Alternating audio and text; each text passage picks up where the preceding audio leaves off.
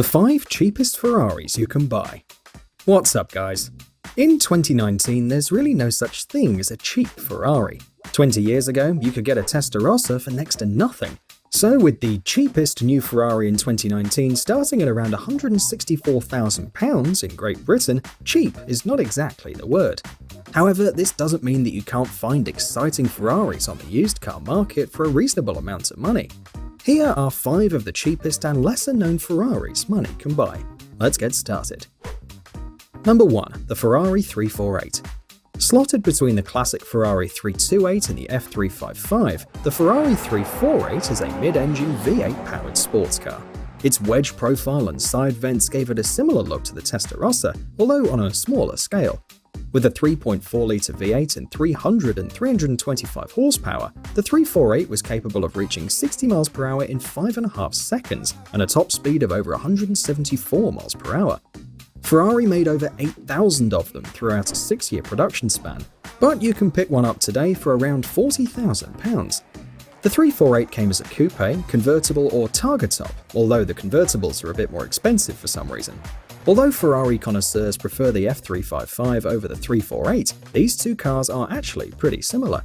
The 348 looks like better value for money in my books. Number 2. The Ferrari 456 GT.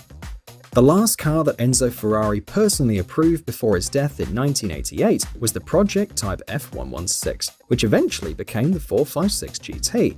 This is a classic Ferrari GT car with a large 5.5-cylinder V12 up front, comfy interior, and space for 4 passengers and their luggage.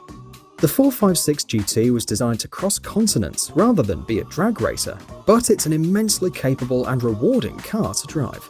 With a 0-60 time of just over 5 seconds and a top speed of almost 180 miles per hour, the 456 GT still commands respect.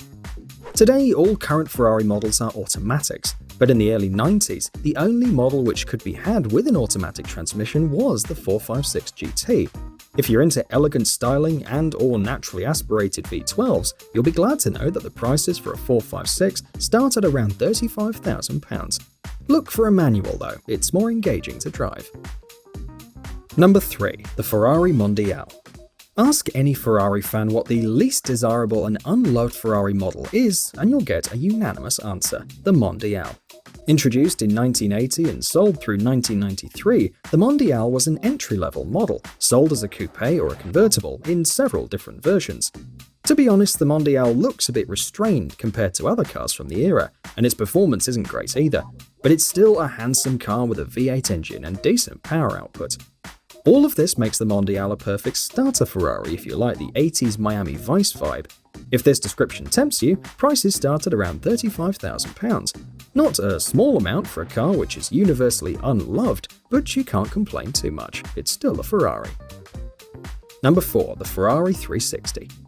Introduced in 1999 and sold until 2004, the Ferrari 360 was one of the best modern sports cars of the time. It featured a 400-horsepower V8 engine, a much improved chassis and suspension compared to its predecessor, the F355, and fantastic performance for the era. At 4.6 seconds to 60 miles per hour and a 183 miles per hour top speed, the 360 is still impressive even after almost 20 years. In just 5 years, Ferrari made nearly 18,000 examples, which makes the 360 relatively common and affordable for a Ferrari. Prices start from around £45,000 for models equipped with a rubbish F1-style automatic gearbox, but if you can, find a manual example. Sadly, these are more expensive, but for a lot less than £70,000 you can get a perfect one. The 360 is also recognized as one of the first reliable Ferraris, which is a bonus. Number 5. The Ferrari 208 GTB and GTS.